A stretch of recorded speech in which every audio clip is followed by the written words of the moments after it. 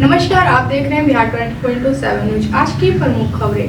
Bihar board की ओर से 10th board परीक्षा का रिजल्ट 25 मार्च से 31 मार्च के बीच घोषित किया जा सकता है। रिजल्ट केवल ऑनलाइन माध्यम से ऑफिशियल वेबसाइट biharboardonline.com पर घोषित किया जाएगा। लैंड फॉर जॉब घोटाले में लालू फैमिली को मिली बड़ी राहत। तेजप्रताप यादव और हेमा यादव सहित कई आरोपियों को मिली जमानत। यह घोटाला 2004 से 2009 के बीच रेल मंत्रालय के दौरान हुआ था, जिसमें लालू यादव रेलवे में नौकरी के बदले जमीन लेने का आरोप है। कोर्ट ने इन सभी आरोपियों को 50-50 हजार रूपए के जमानत बॉन्ड पर जमानत दी है। लैंड फॉर जॉब केस में लालू फैमिली को मिली राहत पर राबड़ी देवी ने कहा कि राहत तो मिलना ही है। हम लोगों ने कोई गुनाह थोड़ी न किए हैं, जानबूझकर हमारे परिवार को परेशान किया जा रहा है। भारत सरकार और राज्य सरकार मिलकर हम लोगों को फंसाने की कोशिश कर रही है। अब एक वो केस चल रहा है, एक पर चार्जशीट नशा करता है। जब चुनाव आता है तब लेकिन बड़ी राहत है आपके परिवार को मैडम। राहत मिलवा करेगा। अरे माइक यार मुंह पे आ रहा है जी, गुनाह नहीं है, जानबूझ के परेशान किया जा रहा है। भारत सरकार कर रहा है, राज्य सरकार कर रहा है, जानबूझ के। जब चुनाव आता है तब यही होता है। ठीक है। झारखंड सरकार ने प्रतियोगी परीक्षाओं की तैयारी के लिए फ्री कोचिंग संस्थान खोलेगी। यहाँ छात्रों के रहने और खाने की भी व्यवस्था होगा। यह घोषणा मंत्री रामदास सोरेन ने सदन में की है।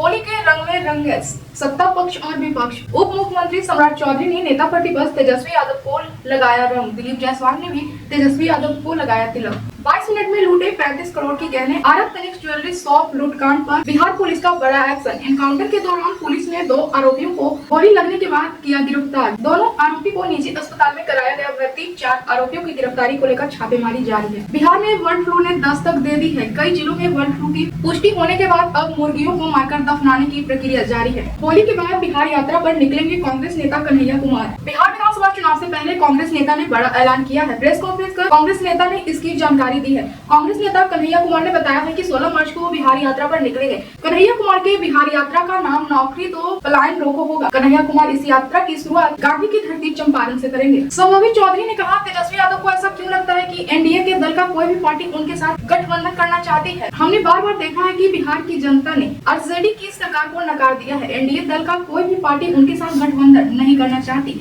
हम मजबूती के साथ खड़े हैं और बिहार चुनाव के बाद इंडिया गठबंधन कहीं नहीं बचेगा। बिहार विधानसभा चुनाव को लेकर प्रदेश की राजनीति गरमाई हुई है। सभी पार्टियों के नेता तैयारी में जुटे हुए हैं। इसी कड़ी में दिल्ली में कांग्रेस की बड़ी बैठक होने वाली है। कांग्रेस ने विधानसभा चुनाव को लेकर तैयारी शुरू कर दी है। दिल्ली में राहुल गांधी के साथ बिहार कांग्रेस के नेताओं की बड़ी बैठक होगी। बैठक में बिहार कांग्रेस के करीब 35 नेता शामिल होंगे। बैठक में आगामी विधानसभा चुनाव को लेकर रणनीति बनाई जाएगी। जानकारी के अनुसार 12 मार्च को दिल्ली के नए कांग्रेस मुख्यालय इंदिरा भवन में यह अहम बैठक होगी। केंद्रीय मंत्री अमित शाह ने गुजरात में ऐलान किया है कि मिथिला में जल्द ही सीता माता का भव्य मंदिर बनेगा, जो दुनिया को नारी शक्ति का संदेश देगा। उन्होंने गुजरात के विकास में योगदान देने के लिए मिथिलांचल और बिहार के लोगों की सराहना किया है। उन्होंने कहा है कि इस क्षेत्र का प्राचीन काल से ही लोकतंत्र और दर्शन को सहज बनाने का इतिहास रहा है। भाजपा विधायक हरिभूषण ठाकुर के बयान पर राजद नेता तेजस्वी यादव की प्रतिक्रिया पर केंद्रीय मंत्री गिरिराज सिंह ने कहा, तेजस्वी यादव अहंकार में हैं क्योंकि उनके लिए यह लोकतंत्र नहीं राजतंत्र है। वो संघर्ष करके राजनीति में नहीं आए हैं, वो लालू प्रसाद के बेटे हैं, यही इनकी खासियत है। वो लेकर जब उनसे पूछा गया कि बीजेपी के एमएलए कह रहे हैं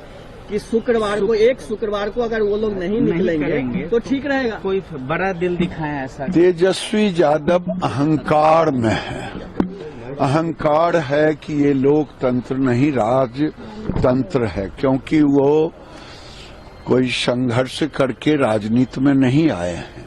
वो लालू यादव के बेटे हैं, यही उनकी ख्याति है।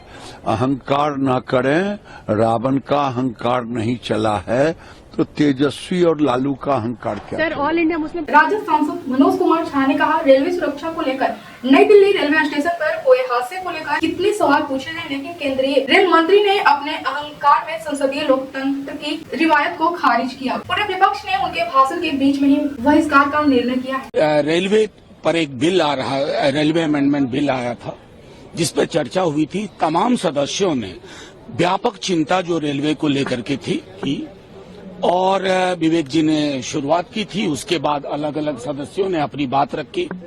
लेकिन महत्वपूर्ण ये है कि अभी जिस प्रकार के बयान माननीय रेल मंत्री दे रहे थे और उस बयान में शालीनता की तो कमी थी ही, संवेदन शून्यता भी पराकाष्ठा पर थी। हमने अपनी बातचीत के दौरान कहा था कि वहां रेलवे में जो हादसा हुआ रेलवे स्टेशन पर, न्यू दिल्ली रेलवे, उसको पहले तो एक्नॉलेज नहीं किया गया, दबाने की कोशिश की गई। उस पर जो उनका व्यवहार था और जो उनकी बात थी, उससे जिन लोगों की मौत हुई है उनके परिवारों पर क्या बीत रही होगी। पूरा का पूरा एक घमंड और अहंकार से भरा हुआ बयान, और जिस बयान में जरा भी संवेदना उन लोगों के लिए नहीं थी। कितने महत्वपूर्ण सवाल रेलवे सिक्योरिटी सेफ्टी को लेकर के पूछे गए, न्यू दिल्ली रेलवे स्टेशन के हादसे को लेकर पूछे गए, लेकिन माननीय रेल मंत्री जी अपनी हठधर्मिता, अपने अहंकार में उन्होंने पूरी जो संसदीय लोकतंत्र की रवायत है उसको खारिज किया। तो पूरा विपक्ष उनके भाषण के बीच में हमने बहिष्कार का निर्णय किया। राजद नेता तेजस्वी यादव ने कहा, भाजपा को आरक्षण से कोई मतलब नहीं है। सबसे पहले कर्पूरी ठाकुर ने आरक्षण बढ़ाया और फिर लालू प्रसाद यादव ने आरक्षण बढ़ाया था। उसके बाद आरक्षण नहीं बढ़ा था। जब 17 महीने तक हमारी सरकार थी तब आरक्षण बढ़ा। भाजपा को पिछड़े और गरीबों से कोई मतलब नहीं है, ये केवल सत्ता का सुख चाहता है। इन लोगों को कोई आरक्षण से मतलब है नहीं। सबसे पहली बार कर्पूरी ठाकुर जी ने आरक्षण बढ़ाया, उसके बाद लालू जी ने आरक्षण बढ़ाया, फिर राबड़ी देवी जी ने अति पिछड़ों का आरक्षण बढ़ाया, उसके बाद अब तक जो है आरक्षण नहीं बढ़ा था। 17 महीने जब हम लोगों की सरकार थी उसके बाद जो है आरक्षण बढ़ा और अति पिछड़ों का 24 से 25% जो है उसमें से किया गया और टोटल 65% आरक्षण हम लोगों ने बढ़ाने का काम किया। तो ये लोग तो आरक्षण छोड़ आरक्षण खोड़ लोग हैं। इन लोगों को पिछड़ों, दलितों, अति पिछड़ों, गरीब जनता से कोई मतलब नहीं। इन लोग तो केवल सत्ता का सुख चाहते हैं। शोषण जनता पर हो रहा है, अपराध जनता पर हो रहा है, भ्रष्टाचार हो रहा है बिहार में, इस पे कोई लेना देना नहीं। बिहार सिपाही भर्ती परीक्षा में फर्जीवाड़ा। परीक्षा में फर्जीवाड़े के आरोप में 240 अभ्यर्थी पकड़े गए, जिन पर केस किया गया है। इसमें सबसे अधिक भागलपुर जिले के ही अभ्यर्थी हैं। इन जिलों के 90 अभ्यर्थी धांधली करते पकड़े गए हैं। इसके बाद मुंगेर के पटना में फिजिकल टेस्ट के दौरान जब बायोमेट्रिक की जांच की गई तो उनकी उंगलियों की निशान नहीं मिली। कई अभ्यर्थी अलग अलग नाम से परीक्षा दे चुके थे। कई मामले सामने आए तो बड़ा खुलासा हुआ। सेटिंग करके सिपाही बनने वाले इन अभ्यर्थियों का पर्दाफाश हुआ। इन्हें मदद करने वालों पर भी गज गिरने वाली है। बाबा बागेश्वर ने हिंदू राष्ट्र के मिशन के लिए बड़ा ऐलान कर दिया है। बाबा बागेश्वर ने कहा, हिंदू राष्ट्र के लिए वो बिहार और यूपी में भी पदयात्रा करेंगे। आरजेडी विधायक रामवृक्ष सदा ने बाबा बागेश्वर पर निशाना साधते हुए कहा, वो अगर हिंदू रहते तो हमेशा हिंदू की रट नहीं लगाते। सबसे पहले बाबा बागेश्वर को हिंदू बनने के लिए कहिए, उसके बाद पूरे देश को कहिए।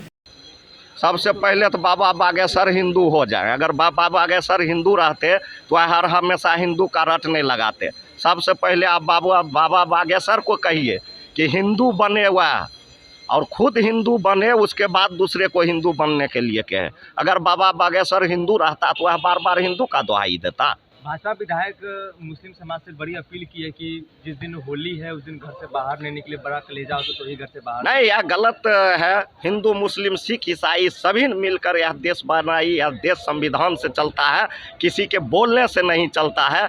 इसलिए इन लोगों का मानसिकता गिरा हुआ है और यह लोग आगे चुनाव है, फिर से बिहार में दंगा करा के लोग सत्ता में आना चाहता है। आरा में 25 करोड़ की लूट हुई है विधायक जी। यह सरकार की विफलता है। लूट, हत्या, बलात्कार बिहार में लगातार हो रहा है और सरकार के नाक के नीचे हो रहा है। और सरकार दरभंगा पहुंचे प्रशांत किशोर ने आरोप लगाया है कि लालू यादव में अपराधी लूटते थे और नीतीश राज में सरकारी अफसर लुटेरे बने हैं। हम तो हमेशा यही कहते हैं कि लालू राज और नीतीश के राज में कोई फर्क नहीं है। लालू जी के राज में अपराधियों का जंगल राज था, नीतीश के राज में अधिकारियों का जंगल राज है। लालू जी के राज में अपराधी गल लगाकर लूटता था, नीतीश के राज में अधिकारी कलम लगाकर लूट रहा है। हम लोग तो ये गांव गांव घूमकर हमने 2 बरस कहा कि लालू जी के राज में जो अपराधी था वो रात में गल लगाकर लूटता था, नीतीश के राज में तो अधिकारी दिने में गल लगाकर लूट रहा है।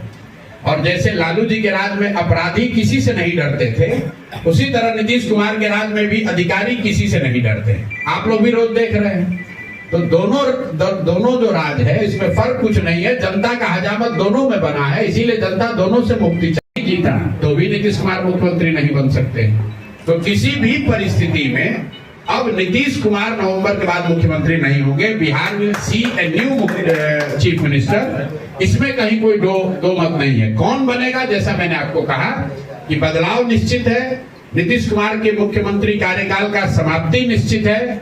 कौन दल जीत कराएगा और कौन इसका नेतृत्व करेगा वो अगले 4, 5, 6 महीनों में आपको स्पष्ट होगा। पटना मेट्रो परियोजना के निर्माण कार्यों में प्रगति का सीएम नीतीश कुमार ने लिया जायजा, अधिकारियों को काम में तेजी लाने का दिया निर्देश। दिल्ली की मीट दुकानों पर संग्राम, बीजेपी नेता रविंदर नेगी ने दिया चेतावनी, कहा मंगलवार को बंद रखे मीट का दुकान। बलिया की बीजेपी विधायक केतकी सिंह ने मुसलमानों को लेकर दिया विवादित बयान। केतकी सिंह ने मुख्यमंत्री योगी आदित्यनाथ से मेडिकल कॉलेज में मुसलमानों को एंट्री बैन करने की मांग की है। उन्होंने योगी आदित्यनाथ से मांग किया है कि मेडिकल कॉलेज में मुसलमानों की एंट्री बैन कर दिया जाए। उनकी चिकित्सा सेवा के लिए अलग बिल्डिंग या विंग बनाया जाए ताकि हिंदू सुरक्षित रह सके। मैं तो मांग करती हूँ महाराज जी से, कितना खर्चा हो रहा है तो एक कमरा बना ही दिया जाए और एक बिल्डिंग, एक तरफ विंग बना दी जाए कि आप जाके अपना इलाज वहाँ करा लो भैया, हमारे साथ अगर आपको रहने में दिक्कत है तो, क्योंकि हमारा इलाज तो होना ही होना है और अच्छे से होना है। मुख्यमंत्री से मांग करेंगे? बिल्कुल, निश्चित तौर पर आपके चैनलों के माध्यम से मांग आज कर ही देती हूँ कि दिवाली के मौके पर जब मेडिकल कॉलेज बन रहा है तो एक अलग विंग उन लोगों के लिए बना दी जाए ताकि हम भी सुरक्षित रहें, अपने आप को सुरक्षित महसूस करें,